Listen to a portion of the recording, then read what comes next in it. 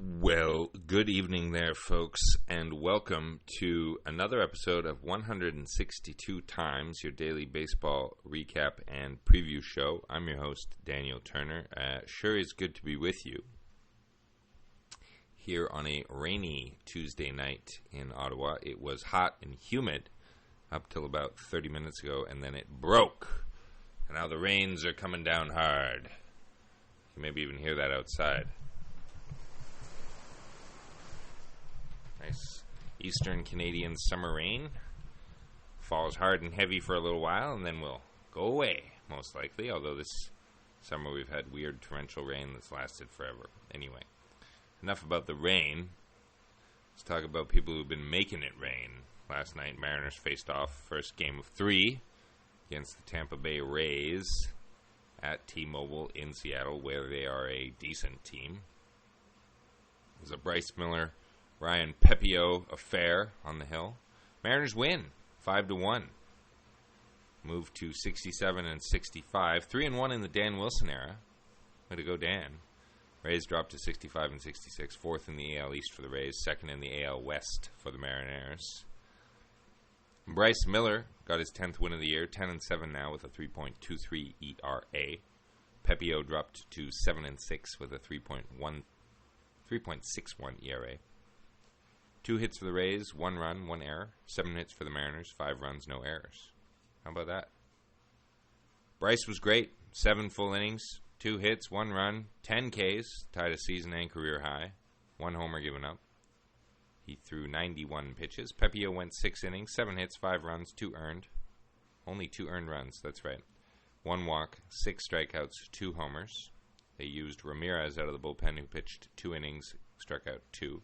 Overall, 8 strikeouts for Rays pitching and 13 strikeouts for Mariners pitching because Austin Voth added a K in 1 inning of work and Trent Thornton added 2.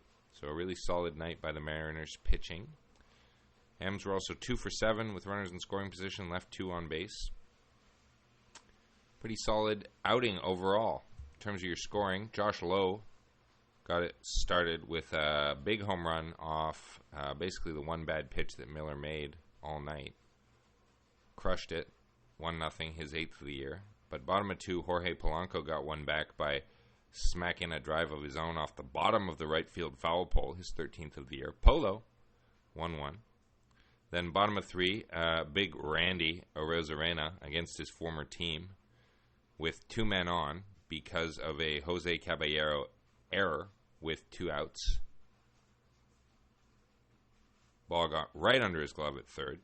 Should have been out of the inning. He was on first. Then Big Cal came up and check swinged one down the third baseline. It looked like it was going to just roll foul, but it ended up rolling and hitting third base, like hitting the base. So there was no play for former Mariner Caballero. Thus, it was 2 on and 2 out. And then Randy drove a pitch the opposite way into right field. Beautiful piece of hitting. Burning his former team. His first home run at T-Mobile Park this season. Got the fans going, of course. Was pretty aggressive with the trident in the dugout. It was nice to see. It was his 17th of the year. Tied the game. I made the game a 4-1 affair. Bottom of 4, Leo Rivas, also with 2 outs, managed a line drive single that allowed Josh Rojas to come around and score to make it 5-1. Rivas has been playing well at shortstop and at the bottom of the order, I would say. Overall, I generally have positive things to say about him. Rojas also had a good night. He was 2 for 4 with a run scored. But that was the scoring in this one, so that's how they did it. That's how they got the victory. They will go again tonight against that very same team. A tough opponent. Let's not kid ourselves. And we've got an interesting pitching matchup. A lefty going for the Rays tonight. Fellow by the name of Springs. Jeffrey Springs, 31-year-old. He's 1-2 on the year with a 4.5 ERA. Only 5 starts and only 22 innings pitched overall. 24 strikeouts, 1.64 whip. So not huge numbers. Overall career regular season record is 22-12, however, which is actually pretty good in this day and age. But he doesn't have a ton of innings pitched. 3.5 ERA, 1.25 whip. Pretty standard numbers right there, but he's a lefty. Mariners sometimes have trouble with that. He'll be going up against Logan Gilbert, 7-10, unfortunately. 3.21 ERA, 162 K. Still one of the best starting pitchers in the majors, Logan is. Lineups are out.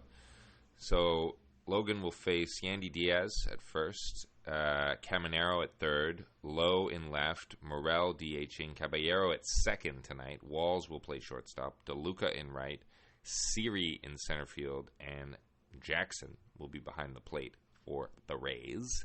Mariners will have Victor Robles back and leading off, playing right field. Julio will bat second and play center. Cal catching, Arozarena in left, Polanco at second, Turner at first tonight. Haniger will DH, Dylan Moore will be at third, and Leo Rivas will start at short. So a bit of a change up from last night. Victor Robles possesses the best non-Leo Rivas batting average on the team, and only Raleigh and Arozarena have an OPS above 7, but Turner is close. So let's hope for a victory. Now, the win last night was useful because on Monday night, Houston lost 3-2 to the Phillies in Philadelphia, courtesy of a Bryce Harper walk-off single in the 9th. So the Mariners are now 3.5 games back of the division lead. Elsewhere, the Yankees beat the Nationals 5-2. The Cubs smoked the Pirates 18-8. The Jays beat the Red Sox 4-1 and 7-3. The 4-1 game was a completion of a game that was halted in the second inning earlier in the season when Danny Jansen was playing on the Blue Jays, and then he made history by having then been traded, and when they completed the game, having played for the Red Sox. So technically, he's the first guy in MLB history to have played in the same game for both teams. A little bit of a flawed stat, if you ask me. I thought that I'd missed something, but it was just because that game hadn't been completed thus far. Interesting, though. Braves over the Twins 10-6. Padres over the Cardinals 7-4. Tigers over the White Sox 6-3. Rockies over the Marlins 3-2. Royals over the Guardians 4-3. And 9-4, courtesy of a June 5th makeup game. So, the Royals maintain a healthy lead in the wild card, and they're actually probably closing in on the Guardians for the division now. That's a very interesting series. Those are two huge wins for the Royals because they could finally catch Cleveland. That division, the Central, is so tight with Cleveland, Minnesota, and the Royals all right there. The Red Sox lost twice. That's helpful to the Mariners somewhat also in the wild card chase, but at the end of the day, you got to catch one of those two teams in the Central or the Yankees/Orioles. So it's really division or bust, I think, still for our boys in Northwest Green. But they got an opportunity to make things a little bit closer with a good game against Tampa again tonight. And some consistency would be nice because last night's win was really good on a number of levels. And tonight you got your best pitcher going, so let's keep it going, boys. That'll be enough from us today. Thanks for listening, and we'll check in with you tomorrow.